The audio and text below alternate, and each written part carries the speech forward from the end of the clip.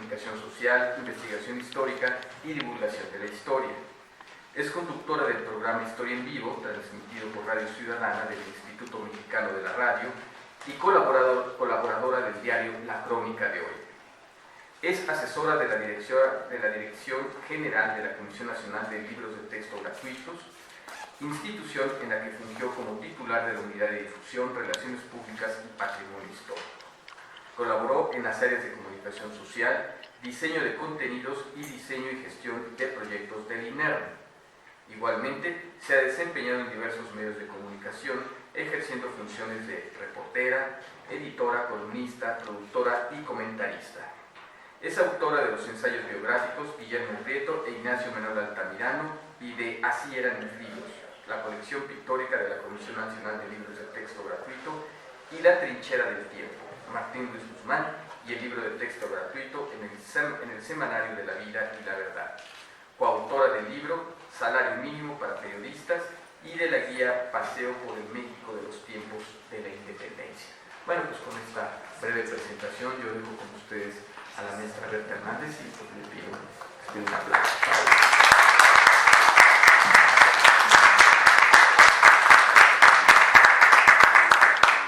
Bueno, pues muchas gracias. A mí me da un montón de gusto venir siempre aquí al recinto de homenaje a don Benito Juárez, con mis queridos amigos, con ustedes, su público tan leal y tan constante, y con mis amigos Carlos Mújica, Luis Enrique, Angelitos y todos los demás, que verdaderamente es un gran equipo y yo creo que hay que felicitarnos porque el recinto esté a cargo de un equipo que puede hacer tantas cosas buenas por la difusión de nuestro pasado.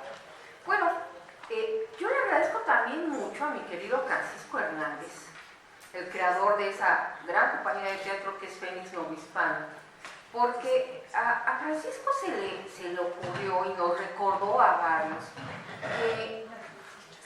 que el nombre, que la calle 5 de Mayo pues también cumple años.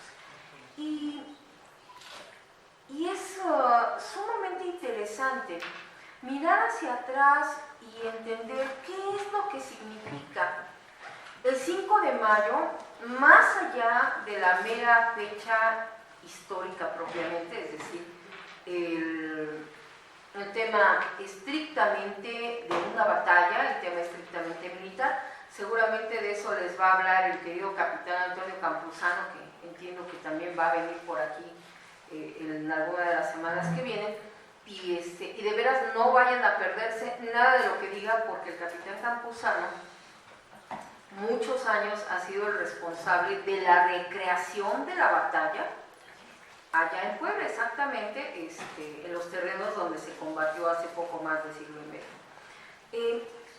Pero efectivamente el 5 de mayo se convierte en un elemento que no solo impacta profundamente en el ánimo y en la sensibilidad colectiva de los mexicanos de 1862, sino que además se vuelve, da pie para muchos incidentes de la vida política y cultural del siglo XIX, es bandera en algunos de los grandes agarrones peculiares, casi olvidados, de los días de la República restaurada, porque finalmente acaba siendo, por lo menos para los militantes liberales que protagonizan la famosa gran década nacional y que siguen siendo protagonistas de los días de la República restaurada, el 5 de mayo tiene no solo un gran valor simbólico,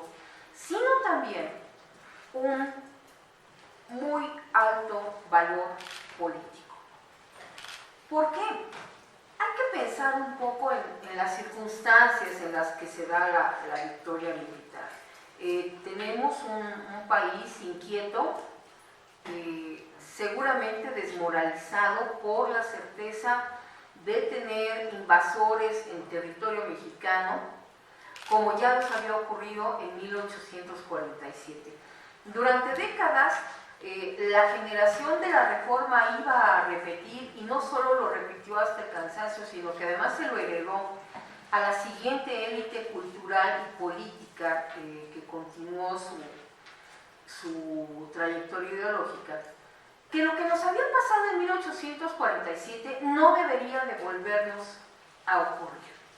Esta pequeña lección se repitió durante décadas en el Congreso, en los periódicos, en los primeros proyectos pedagógicos de los tiempos de don Porfirio, y todavía, fíjense, todavía, vean la permanencia de esta cicatriz, todavía estaba en las lecciones de historia de los primeros libros de texto gratuitos.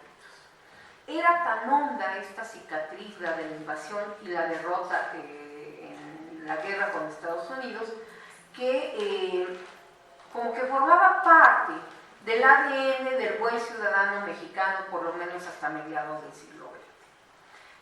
Por contraste, una victoria militar como la del 5 de mayo se convirtió en un instrumento para fortalecer la moral colectiva, el ánimo, el sentido de pertenencia, el amor a la patria y además el espíritu de integración entre los ciudadanos de este país, que podíamos tener muchísimas diferencias, pero a la hora de plantearse la existencia de una posible invasión o de un posible amago de un enemigo extranjero, parecería que las cosas con los pequeños desacuerdos de todos los días podían ser negociables, podían ser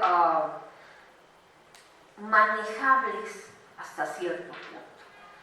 De tal manera que en el seno de esa clase política liberal que está en el poder en mayo de 1862, la sola idea de una invasión es verdaderamente un golpe emocional muy fuerte, un factor de incertidumbre para la marcha del proyecto político que había logrado sobrevivir a los 3 años de guerra civil. Y entonces se convierte en un instrumento profundamente rentable para levantar la moral colectiva. Esto que en su momento Juárez ve con yo creo que con mucha sagacidad, y decide que hay que explotar todo lo explotable, el valor simbólico de esta victoria militar, llevándola a grado tal que se va a convertir como en la conmemoración de una especie de segunda guerra de independencia. La coyuntura concreta del 5 de mayo se va a volver una de esas ocasiones en las que ningún buen ciudadano puede pasar por alto la conmemoración. Y entonces uno empieza a preguntarse, bueno, ¿y esto de qué otras maneras incidió en la vida de todos los días? Porque Juárez quizás no lo alcanza a ver totalmente, y muchos de sus contemporáneos tampoco alcanzan a advertirlo completamente. Pero el proyecto liberal, que primero emana de la Constitución de 1857, que después se consolida y se radicaliza con las leyes de reforma, y que después va a tener años muy accidentados de instrumentación. Se vuelve quizá uno de los momentos más interesantes en la historia de la vida cotidiana de este país. Es decir, un proyecto político que implica un viraje ideológico muy importante, se traduce en las pequeñas cosas de todos los días. Tan simple como esto. Todo el mundo tiene, de los aquí presentes, tiene o ha tenido un sobrinito, un hijo recién nacido. ¿Y qué hacemos los mexicanos cuando nace un bebé en casa? ¿Qué hacemos? Hacemos una celebración. Es un festejo, pero además ese niño que nace es también un mexicano. Y crecerá para ser un nuevo ciudadano. ¿Y entonces qué hacemos? Lo registramos. Exactamente, lo llevamos a registrar. Algunos, depende ahí de qué tan laicos somos o no somos en la familia, a veces el bebé es primero bautizado y luego registrado. En otros casos primero se le lleva a registrar y ya luego, pues ya cuando nos hacemos de un tiempito, organizamos, embarcamos a los padrinos, ¿verdad? Y entonces lo bautizamos. Bueno, una de las primeras actas de nacimiento que se extendió en esta ciudad es profundamente conmovedora, porque ¿saben qué es lo que dicen los primeros renglones? Dice, este niño nace bajo la protección del Estado mexicano. Esa frasecita, que parece tan sencilla, que parece un mero formulismo en un documento de índole legal, está hablando de un mundo que cambia radicalmente. Y estamos hablando de un acta de nacimiento expedida en la Ciudad de México, más o menos en marzo de 1861, un año antes de que se concrete la invasión francesa. La vida empieza a cambiar. Aparece una que otra calle con un nuevo nombre, resultado de 2 o 3 agarrones, 2 o 3 pleitos y una que otra conspiración fallida. Estamos aquí a unas pocas cuadras de esa calle que se llamó Independencia, que se abrió a partir de tirar el antiquísimo convento de San Francisco. Hoy, si todos cuando salgan, pues deciden que quieren un pastelito para ir a merendar y se van a la vieja pastelería Ideal y entran, ahí van a ver todavía las columnas de la vieja construcción conventual, es decir, la Ideal y el edificio que la alberga están construidos en los restos del convento todavía. Y si uno se para de puntitas en el atrio de San Francisco, ahí se ve otro pedacito. Y si uno se mete al templo protestante que está a la vuelta y pide permiso, lo dejan a uno pasar para ver lo que queda del claustro de San Francisco. Es decir, todas estas cosas que hoy forman parte de nuestro paisaje urbano, en 1861, en 1862, son cosas muy nuevas. Y los mexicanos están acostumbrándose a vivirlas de otra manera. Ahí donde está la torre latinoamericana, ¿saben qué pusieron? Un negocito que se llamaba el Jardín de Flores de San Francisco, y era un vivero. Vendía plantitas, florecitas, macetitas, y duró bastante tiempo, por lo menos hasta 1873-74, el Jardín de Flores de San Francisco todavía funcionaba y tenía su clientela fija y regular. Estamos hablando de una ciudad como entre dos mundos. No es la ciudad que nosotros conocemos y tampoco era la ciudad que los mexicanos del siglo XIX habían conocido, por lo menos la primera mitad del siglo. Y entonces ocurre que también la transformación es sonora. ¿Por qué? Porque acuérdense que las leyes de reforma indican que se acabaron estas costumbres de las parroquias de estar marcando las horas de los días, las horas canónicas, y se acabaron los repiques por cuarta cosa se les ocurría, que era un poco como una de las quejas de los liberales, y entonces solamente se tocaban las campanas en ciertos momentos muy peculiares, en funerales, en las fiestas de la parroquia, en fin. Y entonces la ciudad, que vivía en un universo sonoro donde dominaba el bronce de las campanas, de repente se volvió relativamente silenciosa.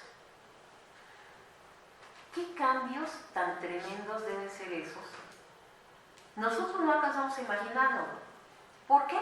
Porque si nos quedáramos callados un ratito aquí, nada más en el Zócalo, no podríamos, va a sonar raro, no podríamos escuchar el silencio.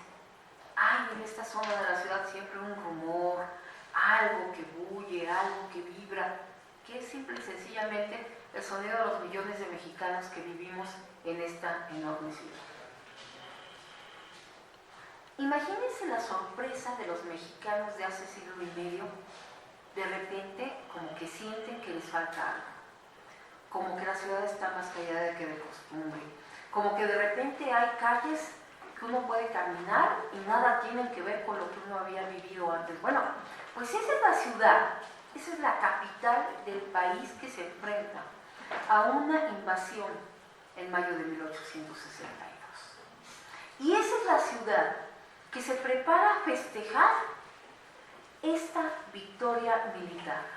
Cuando todo parece perdido, cuando parece que de un día a otro entrarán los franceses a la Ciudad de México, pues no. Resulta que en Puebla ha habido algo que les ha frenado el paso, que les ha parado los pies, y entonces la gente dice, pues hay que celebrar.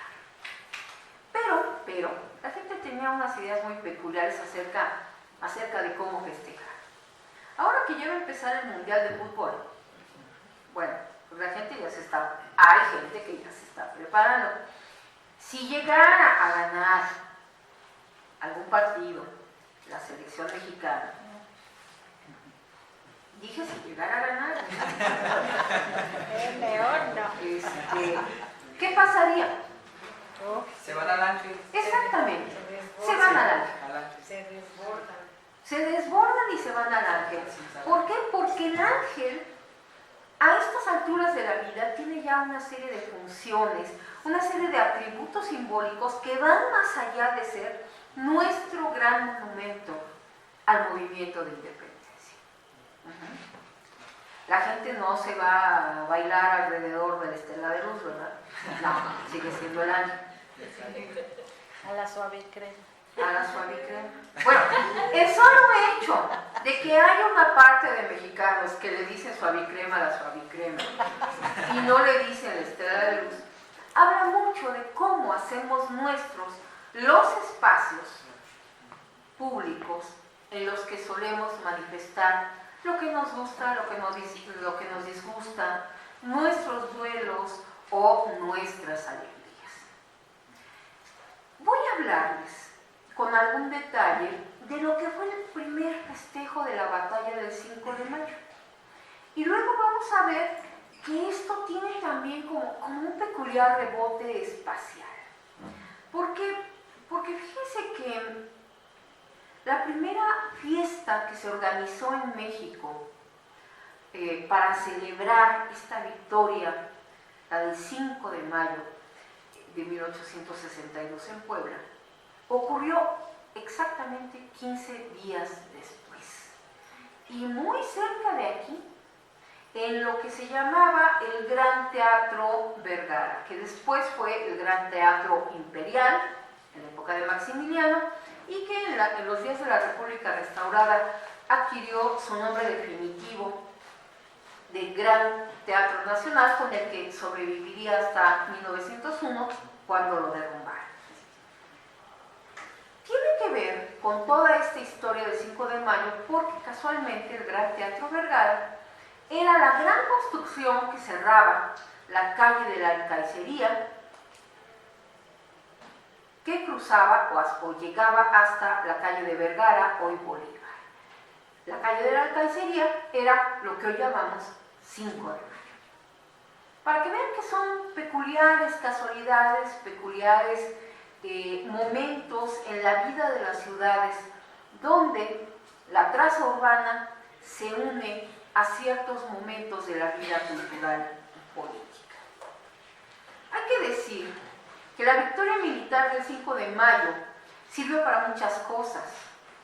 La unión del entusiasmo popular y la hábil capitalización de hecho por el gobierno juarista dieron para fortalecer una moral colectiva que a ratos, desde la reconstitución del gobierno liberal, flaqueaba y se tambaleaba entre los intensos desacuerdos entre el presidente y su radicalizado Congreso y el angustioso seguimiento que en la capital se hacía del conflicto de las tropas francesas que avanzaban tierra adentro desde el puerto de Veracruz.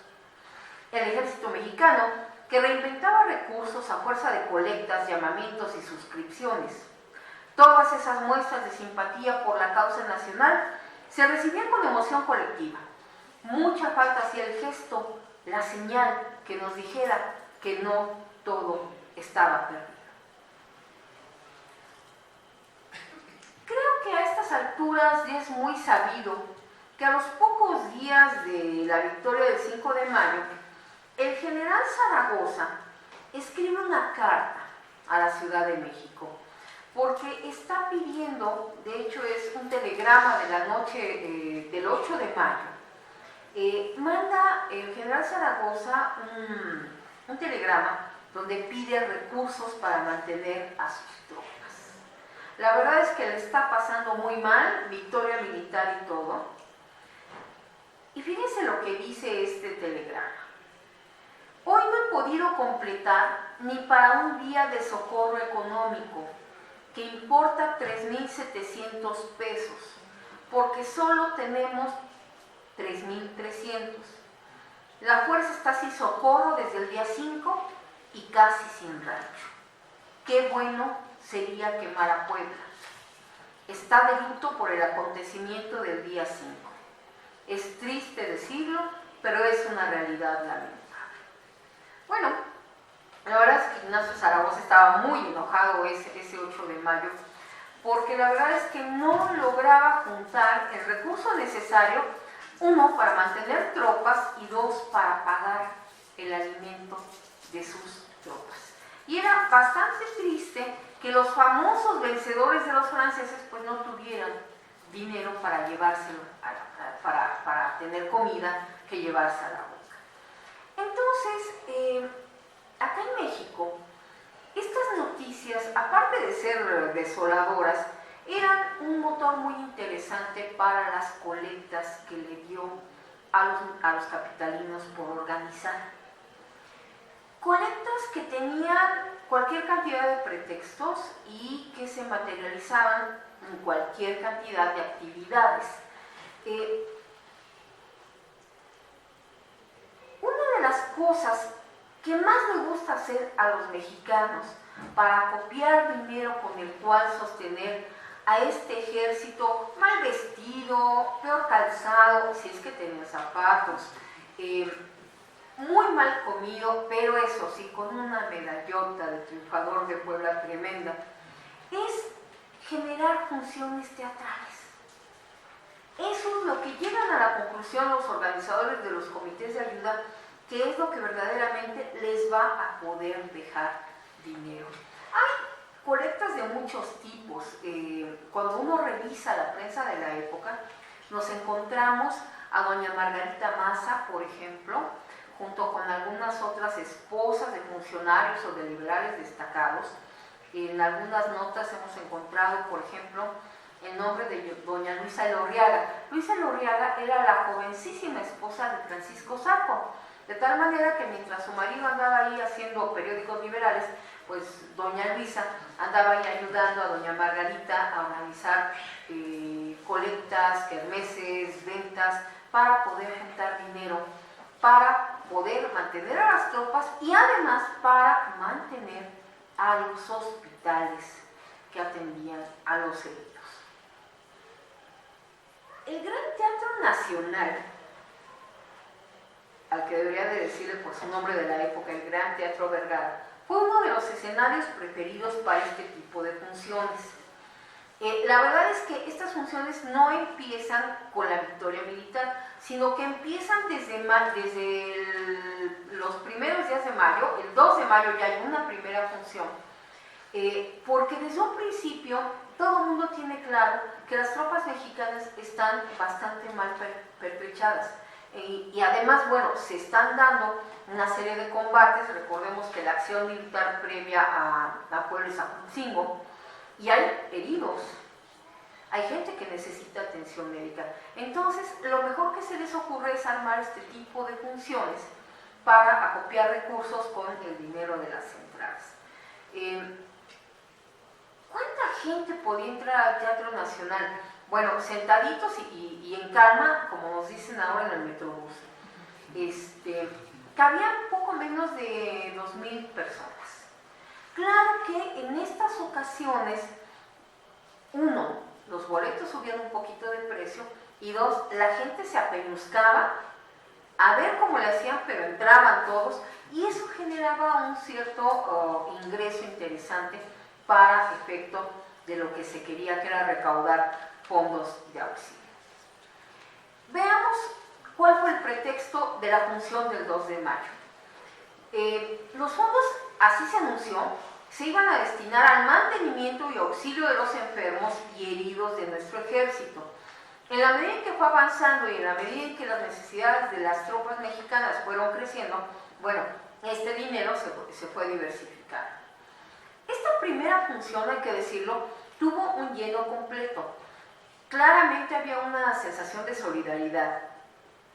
Y vamos a ver que se va a volver un asunto de patriotismo estar allí, no bien ocurra la victoria militar del 5 de mayo, que es, bueno, si esta del 2 de mayo fue así muy aparatosa, bueno, la que conmemoró, la que celebró la victoria del 5 de mayo, se vuelve un asunto verdaderamente de locos, como si estuviéramos viendo a un cantante de rock, o los que alcanzaron a ver a don Jaime Sabines ante un teatro de Bellas Artes lleno y la gente dando portazo para verlo. Bueno, así se puso esto. ¿Qué pasó el 2 de mayo de 1862? Bueno, para empezar, llenísimo. Los que menos pagaron 3 reales en la galería y los que más pagaron 12 pesotes por palcos primeros. Cada palco tenía derecho a 8 asientos. Con mucha agudeza política, el redactor jefe del siglo XIX, Francisco Zarco, hizo notar en su crónica de aquella noche que una gran cantidad de extranjeros formaba parte de la multitud. Una platea entera estaba ocupada por los integrantes de la legación peruana y en otro lado se acomodaban los miembros todos del club alemán.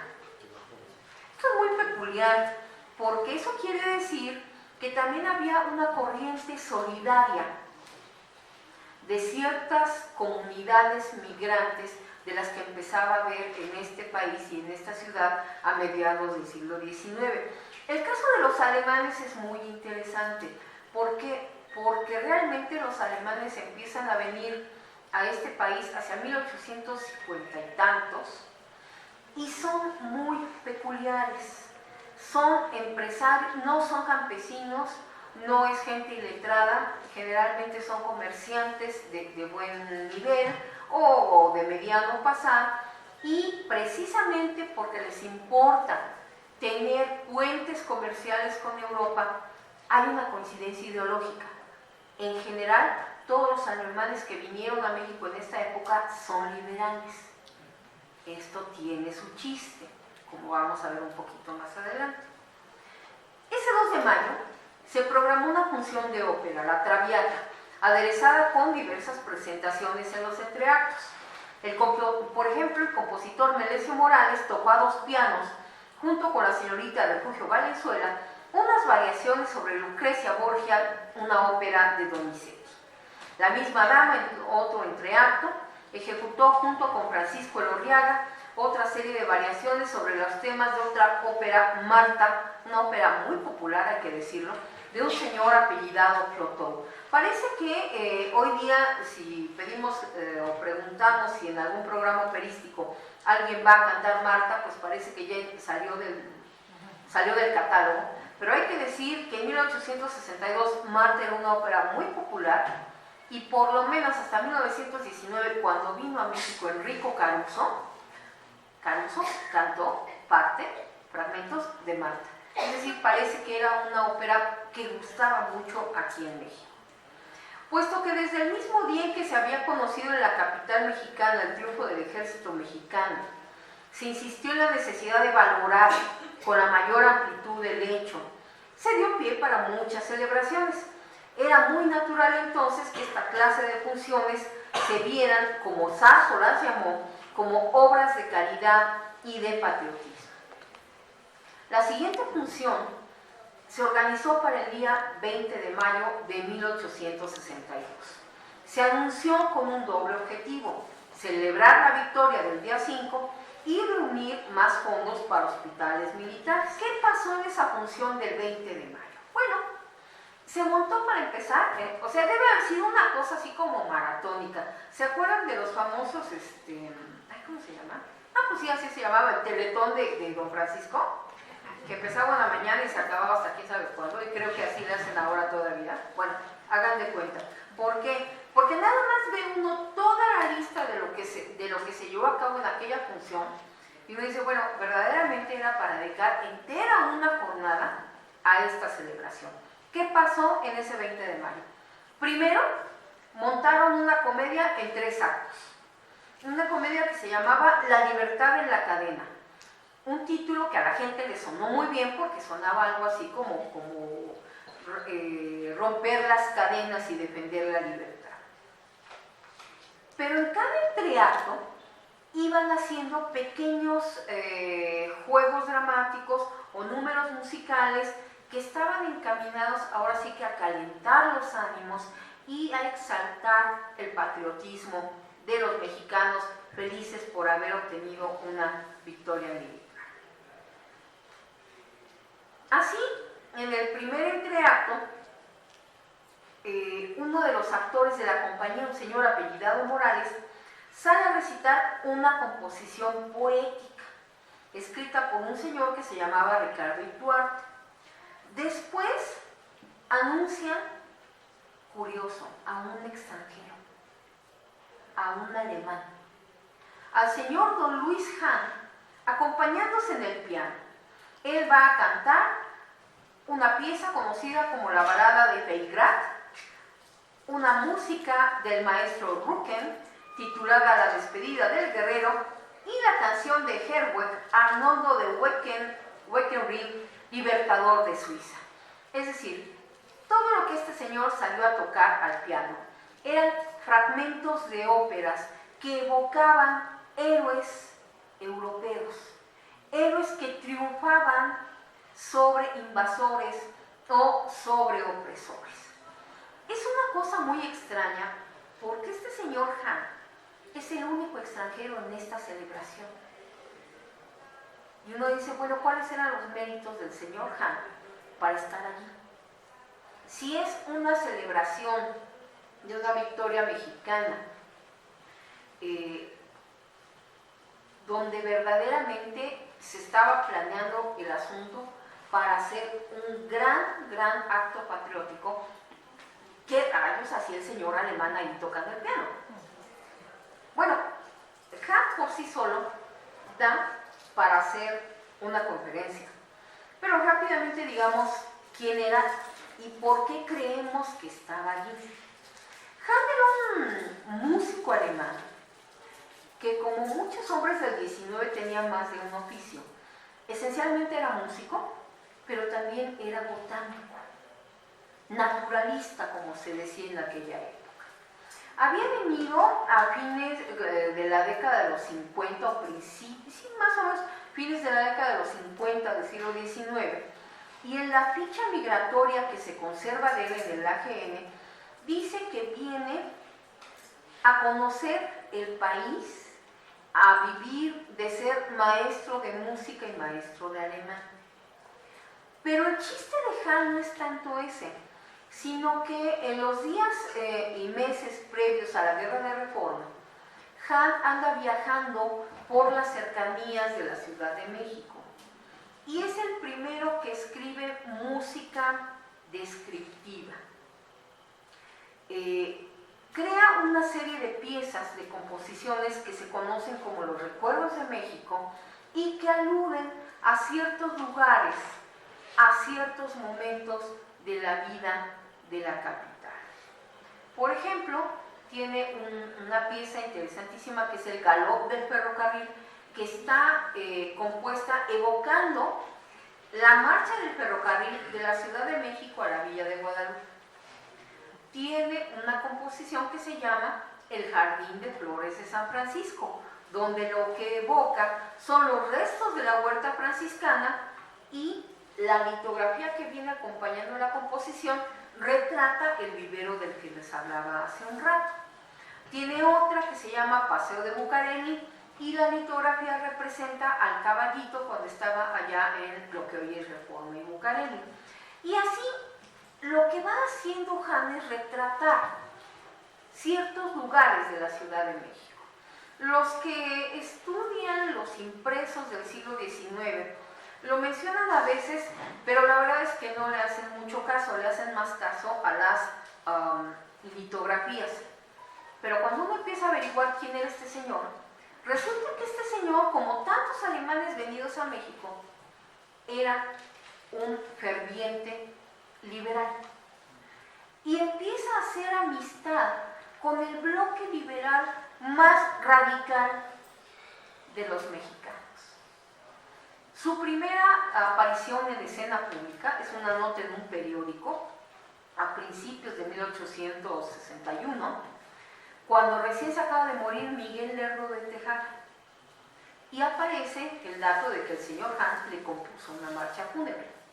A las pocas semanas, quizá unas 8 semanas, resulta que ya convirtió en un cuadernito entero todas sus composiciones de los recuerdos de México y gustan mucho. Es decir, este es un hombre que claramente tiene simpatías liberales y por alguna razón se empieza a caer bien con algunos de los protagonistas de la vida política de este país en ese momento de militancia liberal. Eso y no otra cosa es lo que explica la presencia de este alemán en medio de una celebración donde todos los demás son mexicanos. Pero Han es nada más un pedacito de la locura que se armó ese día. Fíjense nada más. Se terminaba La libertad de la cadena, la obra de teatro, y otra vez iba a salir el profesor Han para interpretar al piano una marcha triunfal compuesta por él y dedicada a los mexicanos con el título de El 5 de mayo de 1862. Lamentablemente, esta marcha que compuso Han se ha perdido, no la conocemos, no sabemos cómo se puso la gente, no sabemos a qué sonaba lo que escucharon los mexicanos, pero sí sabemos cómo se pusieron.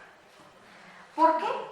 Porque después de todo esto, después de atronar el teatro con sus marchas patrióticas, después de anunciar que aquí iba la marcha compuesta para los héroes de Puebla, sale, adivinen quién.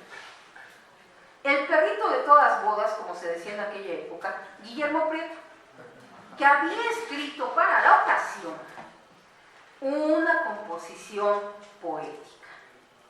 Sabemos que a Guillermo Prieto, cuando le daba por hacer romances para elogiar hechos históricos, se aventaba rollos verdaderamente largos, no 3 cuartetas, no 5, no 10, no, eran romances de 15, de 10, de 20 cuartetas, y además, acuérdense que Guillermo Prieto tenía fama de ser un formidable orador.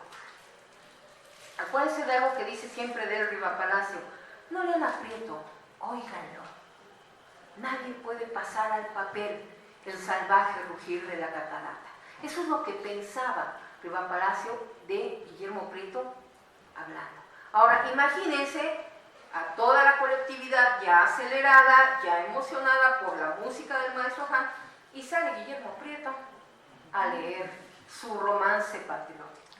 Bueno, dicen que la gente verdaderamente se puso loca, se aceleró muchísimo y todavía no iban ni sino a la mitad de la función.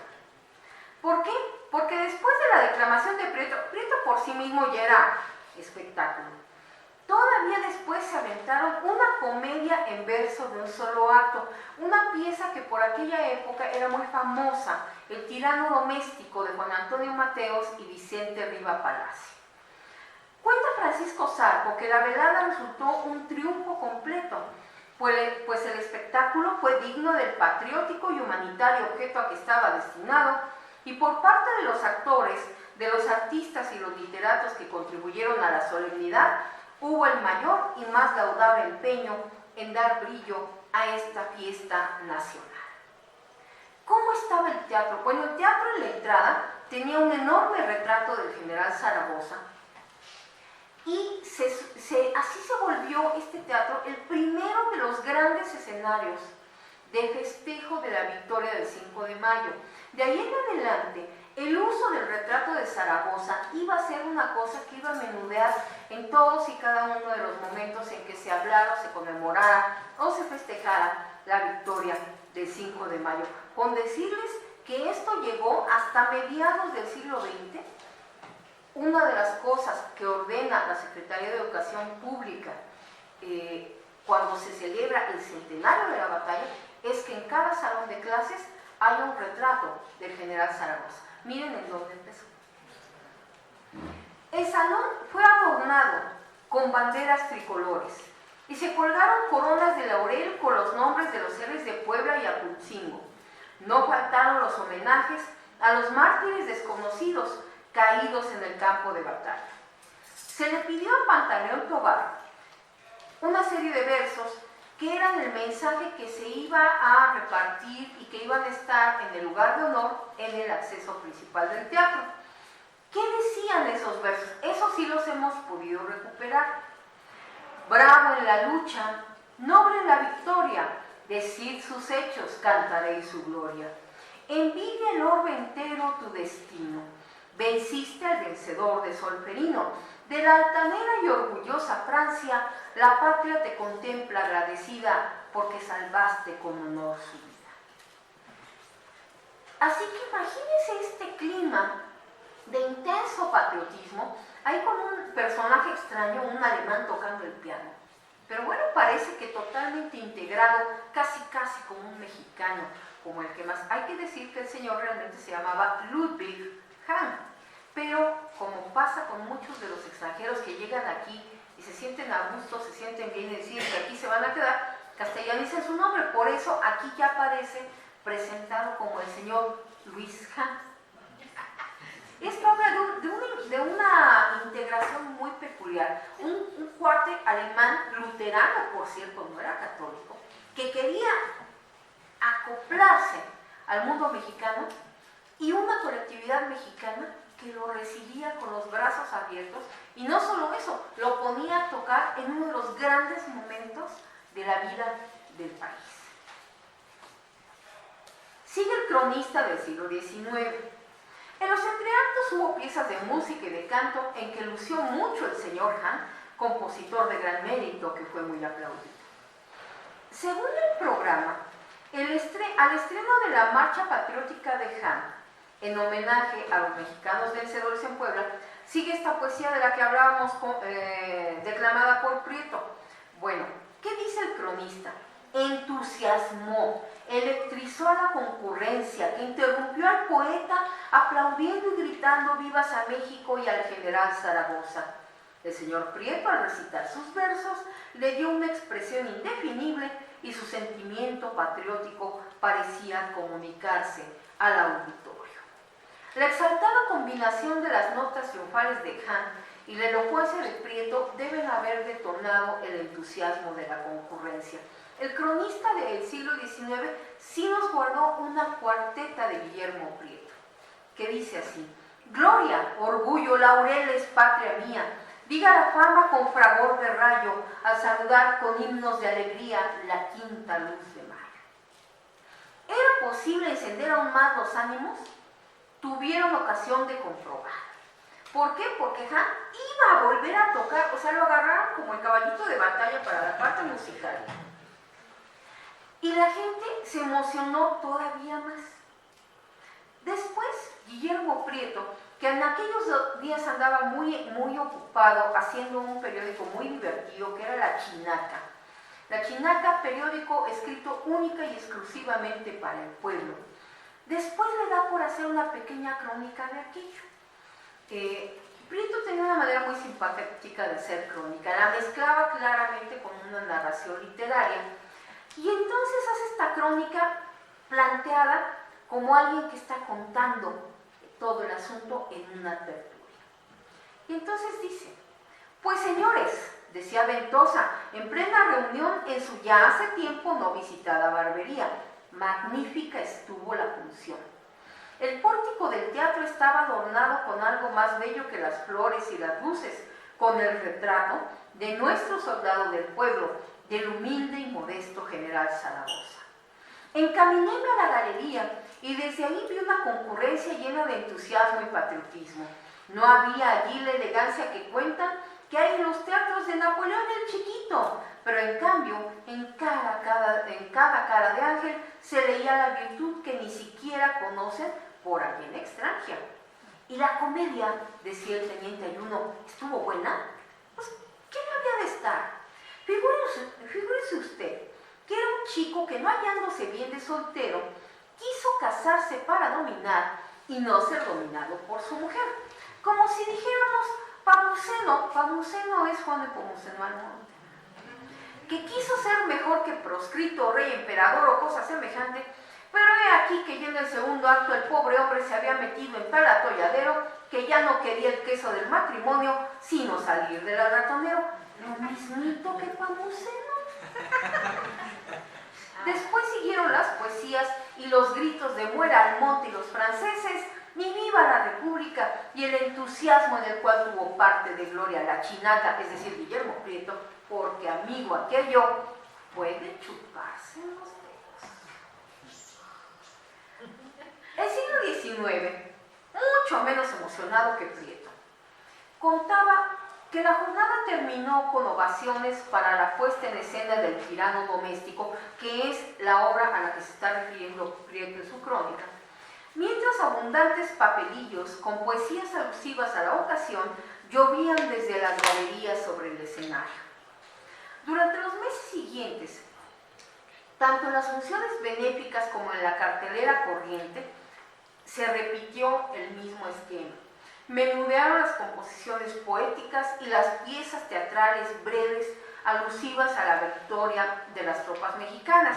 Lo que pasa es que, como de costumbre, nos emocionamos y la cosa empieza a pasarse un poquito de tueste. ¿Por qué? Porque a los pocos meses este tipo de celebraciones se van a repetir hasta el fin de 1862, casi siempre una o dos por mes. Pero digamos que como a los 3 meses, Francisco Zarco ya estaba bastante molesto, porque decía que estas oleadas de euforia patriótica ya estaban empezando a pasarse de la raya. ¿De qué se quejaba Zarco? Bueno, Zarco se queja de que cuando montan obras de teatro le empiezan a meter mano a los libretos para poder colar alguna frase, ya sea o burlona, contra algunos de estos mexicanos tenidos como traidores que están del lado de los franceses, o para nada más, aunque sea nada más, tener el gusto de decir, mueran los traidores.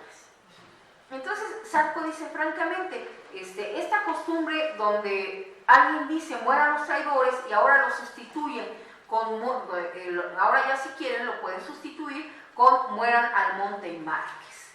Es decir, como que ya la emoción patriótica como que se les estaba yendo un poco de las manos, pero finalmente la gente no por eso dejaba de estar menos entusiasmada y menos emocionada. De hecho, esta corriente de creatividad patriótica solo menguó hasta septiembre con la muerte de Ignacio Zaragoza. Ahí se apagó totalmente esta emoción, estas ganas de seguir exaltando a Zaragoza y a sus hombres, y de hecho esto hizo, la muerte de Zaragoza, que las fiestas patrias el 16 de septiembre fuera algo que se conmemoró de manera muy sobria, más bien triste, más bien oscura. Todavía a fin de año se volvieron a hacer algunas funciones extraordinarias. Especialmente se trataba de obtener beneficios para, uno, sostener a las familias de los caídos en el 5 de mayo y dos, seguir atendiendo heridos y mantener los hospitales.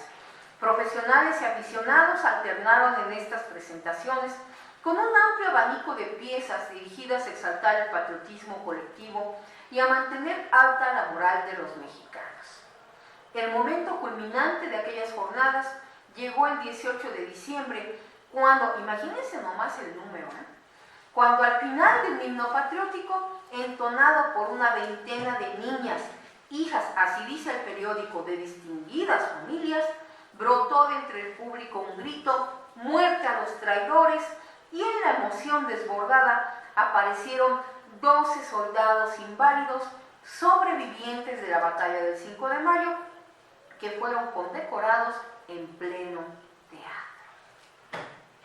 Debe haber sido verdaderamente de delirio esa última función.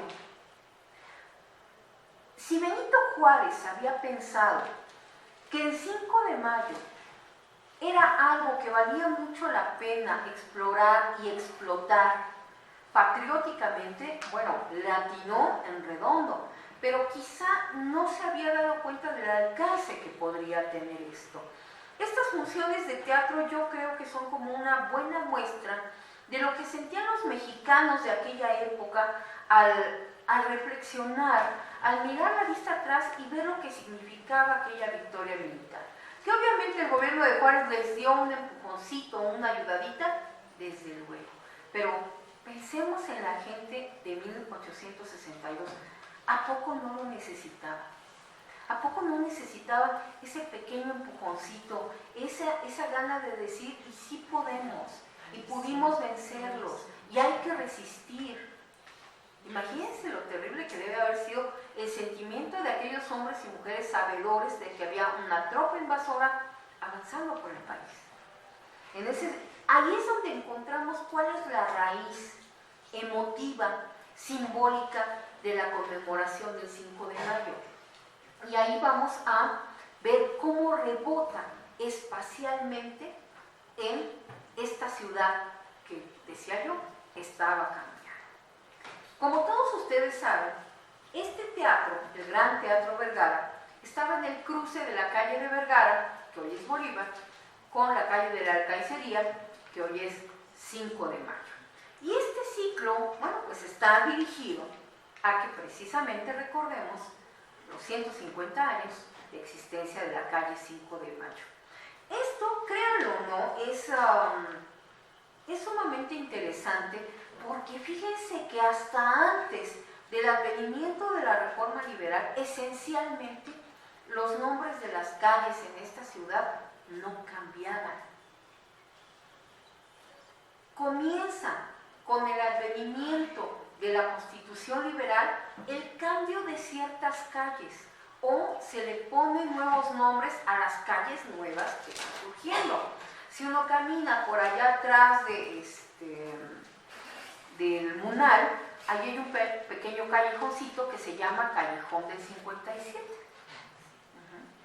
Y si uno camina un poquito más para acá, se van a encontrar con una serie de callejones que tienen su nombre desde hace mucho y que hacen alusión a algunos de los principios del ideario liberal. Está, por ejemplo, el Callejón del Triunfo. ¿Qué triunfo creen que sea? El liberal. Sobre lo que era Fray Servando, bueno, sigue siendo Fray Servando casi con Bolívar, por ahí está el Callejón de la Igualdad. Son valores liberales. Empieza a cambiar algo de la nomenclatura. Y digo algo, porque hay cosas que se van a quedar ahí hasta que venga don Porfirio y rebautice muchas calles. Pero, a ver, por la edad yo creo que sí, todavía muchos de ustedes, a muchos de ustedes les han de haber comprado zapatos en las zapaterías La Joya. Bueno, ¿saben por qué? Porque ese tramo de 5 de febrero, donde ahí sigue la zapatería La Joya, era la calle de La Joya. Y hay calles con nombres maravillosos que se han ido perdiendo. Había una calle del Ángel, donde por cierto había una casa marcada con el número 1,5. Pero también había callejones, ustedes lo saben, un poco más, con nombres un poco más raros. Eso le encanta a Guillermo Prieto. E iba yo caminando por la calle de Chiquis. Dios mío, ¿quién sería Chiquis? O pasaron o fueron hacia el Callejón de las Ratas. Hay que pensar, por ejemplo, que la cultura liberal que se construye a partir de la Reforma empieza a intentar cambiarle los nombres a algunas de las calles. A veces pega, a veces no. Hay que pensar que hubo un Callejón del Ratón. Bueno, cuando muere don Valentín Gómez Farías, surge la iniciativa de rebautizar, ponerle su nombre a alguna calle. ¿Por qué se les ocurrió que el Callejón del Ratón era el adecuado? Ignoro. El caso es que hubo un decreto en el cual el Callejón del Ratón deja de ser el Callejón del Ratón para ser el Callejón de don Valentín Gómez Farías. Bueno, ¿qué creen? Valió gorro, porque la gente siguió hablando del Callejón del Ratón. Y eso va a pasar también con una calle, Ignacio Zaragoza. Y es un contraste muy interesante. ¿Por qué? Porque Porque cuando Zaragoza muere, en el otoño, en el verano decreciente de 1862, pues lo primero que se intenta es ponerle su nombre a la calle donde vivía. Zaragoza vivía en la calle de la Acequia. ¿Cuál es la calle de la Acequia? Bueno, si lo vemos de 20 de noviembre hacia el poniente, bueno, es lo que hoy es 16 de septiembre y después Independencia. Si lo vemos hacia el oriente, pues es lo que se va a llamar Correo Mayor. Bueno, pues resulta que no. Se decreta que se va a llamar calle Ignacio Zaragoza y la gente le sigue diciendo calle de la Acequia. Contrastes y paradojas raras de la vida. En cambio, cuando se rebautiza 5 de mayo, nadie lo duda. Nadie más vuelve a hablar de la calle de la Alcancería. Toda la vida, hasta la fecha, sigue siendo la avenida 5 de mayo. ¿Por qué pasan estas cosas? Yo me acuerdo que un día estaba yo hablando con un compañero de allá del posgrado sobre esto, y este cuate lo que hizo fue suspirar y me dice, pues es que, no sé, yo creo que a la hora de la hora uno no sabe nunca nada. Pues a lo mejor, lo que sí podemos, los raros motivos por los cuales hay cosas, nombres, que se quedan en la emoción de la gente, y por qué otras no, o por qué rebautizamos unas de una manera y otras no, tiene que ver con lo que decíamos hace rato acerca de la suavicrema. ¿De qué manera lo hacemos nuestro? ¿Por qué a los mexicanos de mediados del 19 les importó más el 5 de mayo que el mismísimo general Zaragoza? Importa más el 5 de mayo porque es la alusión a lo colectivo, a este ejército que sacando fuerzas de quién sabe dónde vence, a estos generales esforzados, a esos un poquito desobedientes como Porfirio Díaz que quería corretear franceses y no lo dejaron y lo regañaron. O sea, eso es todo lo que nos dice esta fecha. Y quizá un poco, Ignacio Zaragoza también está incluido en esa fecha. A lo mejor entonces, por eso, la otra calle no pegó. Es la misma razón por la que la suavicrema es la suavicrema y no es la Estela de Luz. Porque afortunadamente en esta ciudad, a la que algunos liberales han acusado de veleidosa, de inconstante, de echarle flores y hacerle arcos triunfales a todo el que viene, sea el que sea, porque efectivamente le echaron flores a Iturbide, le echaron flores a Maximiliano, le echaron flores a Juárez, o sea, a todo el mundo. Lo cierto es que decidieron que el 5 de mayo era tan importante que bien valía que esa calle, que finalmente después se amplió, desapareció el teatro donde se llevó a cabo este megamitote del que hemos hablado, creciera, y no solo creciera, sino que permaneciera. Finalmente, el ayuntamiento decidió que, bueno, pues eso estaba muy bien, pero al pobre de Ignacio Zaragoza había que hacerle su calle. Es más, hay que decirlo, muy rápido tuvo hasta 3 calles. Pero lo mismo, volvió a pasar lo mismo. No todas se quedaron con ese nombre. Es una cosa muy peculiar. Así somos los chilangos, ¿no? Así somos de temperamentales, así somos empeñados en hacer nuestros los espacios, aunque los hechos históricos no hayan ocurrido aquí. Por eso el valor de esta calle que hoy caminamos, que todos hemos caminado por ellos alguna vez, ese 5 de mayo fue mucho más que esa fiestota del 20 de mayo, fue mucho más que el homenaje a Zaragoza. Se quedó ahí, clavado, grabado en la emoción de los mexicanos. Es tanta la emoción de aquellos mexicanos que se le heredaron a sus hijos, se le heredaron a sus nietos y nos la han venido heredando a nosotros. a estas alturas de la vida, todo el mundo puede querer pensar y hacer y decir cosas sobre el centro histórico. Vean nada más cómo tenemos Madero. Y sin embargo, bueno, sigue 5 de mayo. Ojalá que a nadie se le ocurra hacernos la peatonal. Ojalá. Gracias.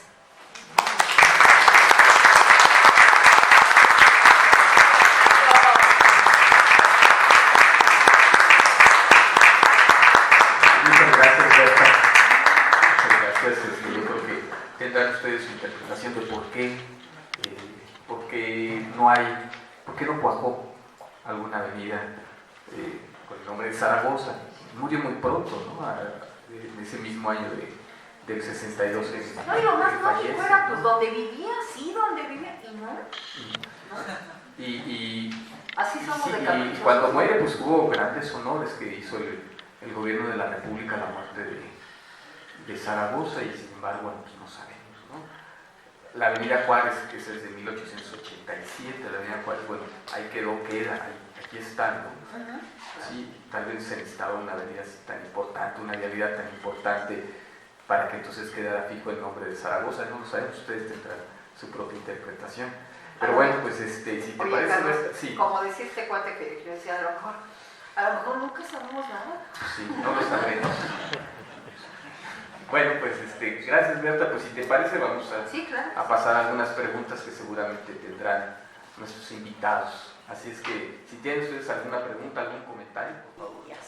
Exaltamos a los extranjeros, todas las cosas que nos traen, pero no vemos nuestra propia identidad o nuestros propios valores. Bueno, miren, ¿sabe qué pasa? Que yo creo que somos una colectividad profundamente sensible. Somos, como decían los antiguos, muy sentidos. Aquí lo que importa es que nos toquen eso que tenemos aquí adentro, ese pedacito, esa fibrita que verdaderamente nos conmueve colectivamente, para que empecemos a hacer cosas, ¿no? Quizá la experiencia más reciente que tenemos es precisamente esta tremenda de los sismos del año pasado, ¿no?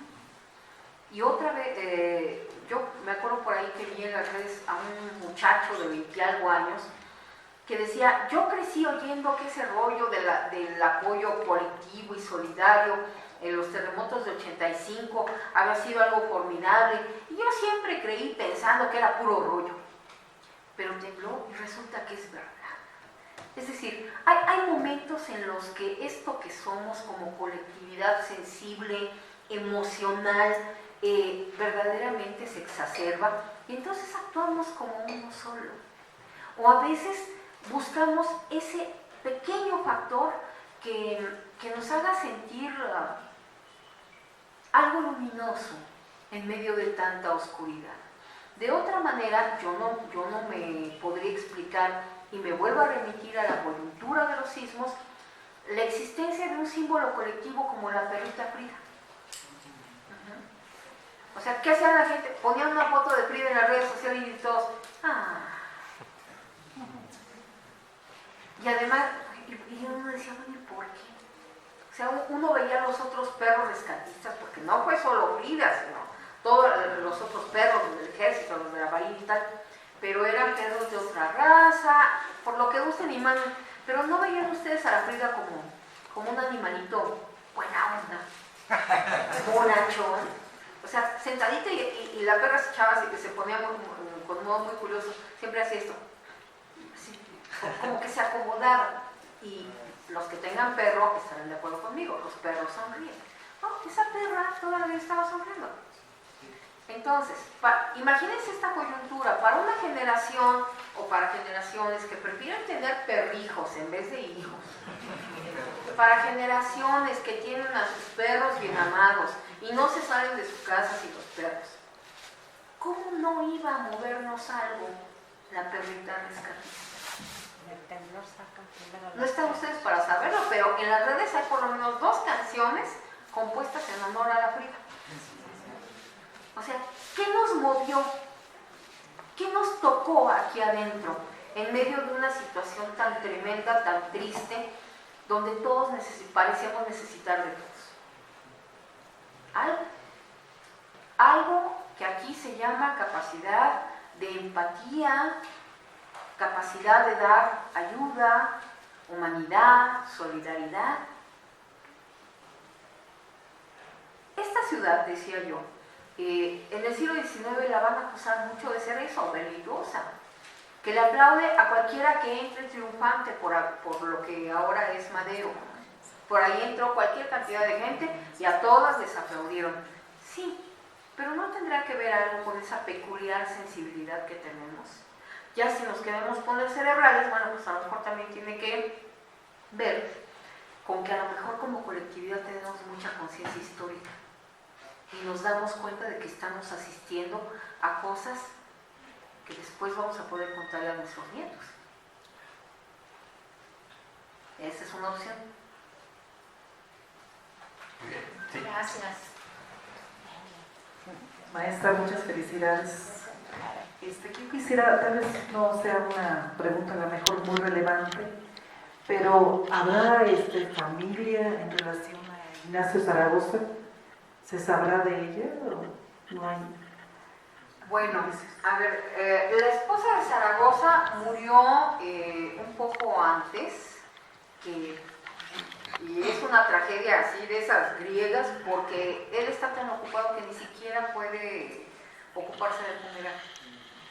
Luego él se muere de tifo y tiene una niña que se queda al cuidado de la abuela. Y hasta donde yo me acuerdo, hay versiones de que la niña también se muere después del funeral. Bueno, entonces, pues es una historia francamente triste, la de don Ignacio Zaragoza. Buenas tardes, maestra Berta. Hola. Felicitaciones por su tan amena charla como acostumbra. Respecto a lo voluble que son las ciudades, pues eso es donde quiera, ¿verdad? A los que se retiran en la noche, nadie sabe despedirlos ni nada, y cualquier ejército que llega a ocuparlo lo reciben con vítores, con flores, ya ven, en la Segunda Guerra Mundial se ocupaban ciudades, y cuando las ocupaban los triunfadores pues eran muy bienvenidos. Los franceses sacaban el vino y lo compartían con los ocupantes de la ciudad. Bueno, respecto a quiero hacer una referencia a la diferencia que hubo en la guerra contra Estados Unidos en el 46-48, la diferencia que hubo con la guerra de la Reforma, bueno, no de la Reforma, con la intervención del 62 al 67, una gran diferencia, ¿no? Porque antes, la de contra Estados Unidos, pues no hubo ni siquiera, hubo estados en que no contribuyeron ni material ni humanamente a la defensa de la patria. Inclusive en Puebla ya ven que cómo lo recibieron a los franceses, en fin. Y lo poco que puede cambiar la situación, ¿en cuántos años? En unos 10 años, porque ya cuando pasó la intervención francesa fue una cosa muy diferente. Ahí sí creo que fue causa común de todos los estados, todos contribuyeron, aunque luego hubo defecciones como la de Videagua y el mismo Terrazas que ahí andaba, pero se salvó por un pelito. Quisiera que nos hiciera favor de hacer un comentario sobre eso, ¿no? Sobre lo que fue la nacionalidad, ya cuando fue la intervención francesa, el nacionalismo que se creó en tan poco tiempo. Muchas gracias. Bueno, quizá un poco lo habíamos empezado, lo dejamos apuntado al principio. La invasión estadounidense es algo tan tremendo por lo que sentimos como colectividad cuando llegan aquí los invasores. Es esa canija vocación centralista que seguimos teniendo, porque aquí la gente tenía idea de dónde estaba la angostura. Yo tengo mis severas dudas. Tenían clara idea de hasta dónde se terminaba este país. Yo creo que no. Uno de los graves problemas, y eso lo sabemos desde hace mucho, por los cuales primero perdemos Texas y después somos víctimas fáciles de una invasión, para decirlo con palabras de Chilago del siglo XXI, gandalla por donde se le quiera ver, con una tremenda superioridad armamentística. Verdaderamente lo que ocurre es que no tenemos elementos para resistir. Y una de las razones por las que sobreviene esta invasión es porque hay poco interés en poblar y en consolidar la frontera norte. Porque además, ¿qué decía la gente? Pues seguramente decía lo que sigue diciendo hoy día. El desierto, no hombre, si el desierto es inmenso y de veras no ves nada. Y cuando llueve, eso sí, llueve, pero de aquí a que llueva. Es decir, una serie de circunstancias que hacen difícil vivir, sobrevivir y mantener una franja, una frontera norte, vamos a decir, sólida, ¿no? Entonces, todos estos factores aunados a una clase política decadente, interesada solamente en el bien propio, profundamente interesada y profundamente egoísta, da como resultado un espeluznante caldo de cultivo para que haya una invasión triunfante. ¿Por qué? Porque, bueno, recordemos las crónicas de la invasión. Hay pleitos entre los propios generales, hay desintegración. Sí, que aquel no se vaya a ver más relevante que yo. ¿Y por qué Juan Álvarez, que se la pasaba bomba ahí en la hacienda de los Morales, jamás movilizó tropas?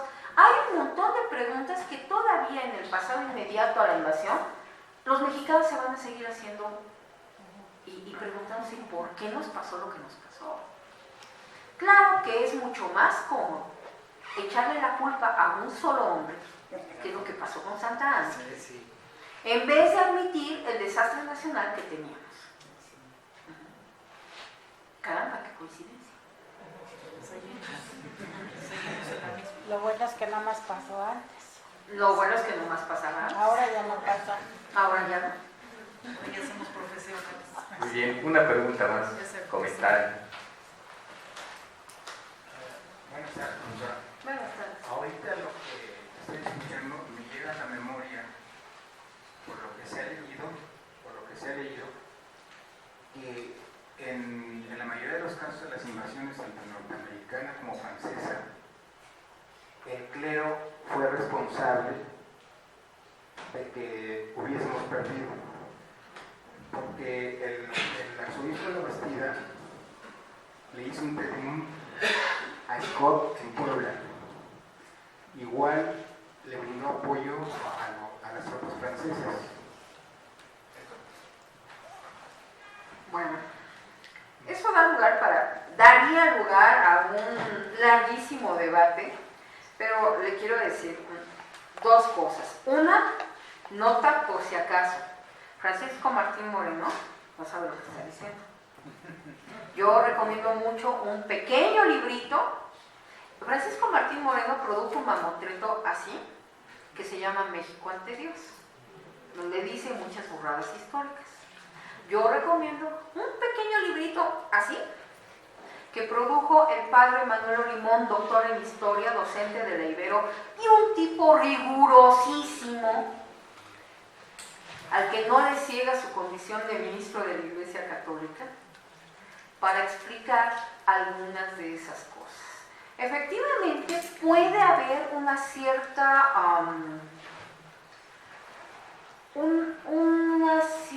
proclividad de ciertos sectores del clero a apoyar movimientos políticos con los que encuentran coincidencia, sí. Pero de eso echarles la culpa de todo, pues es lo mismo que echarle la culpa a Santa Anna, ¿no?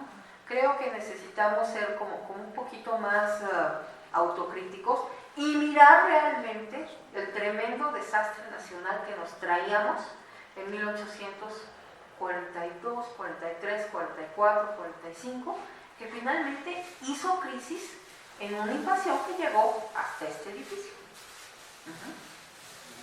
Muy recomendable el libro del padre Olimón. ¿Cómo se llama, perdón?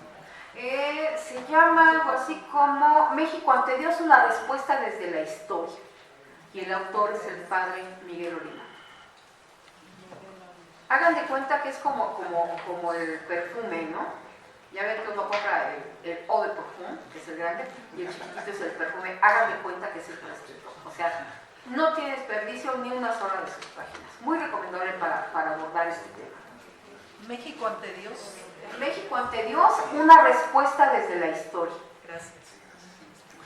Bueno, pues si no tienen ustedes algún otro comentario, pues vamos a despedir a la maestra Beata Hernández. Muchas gracias.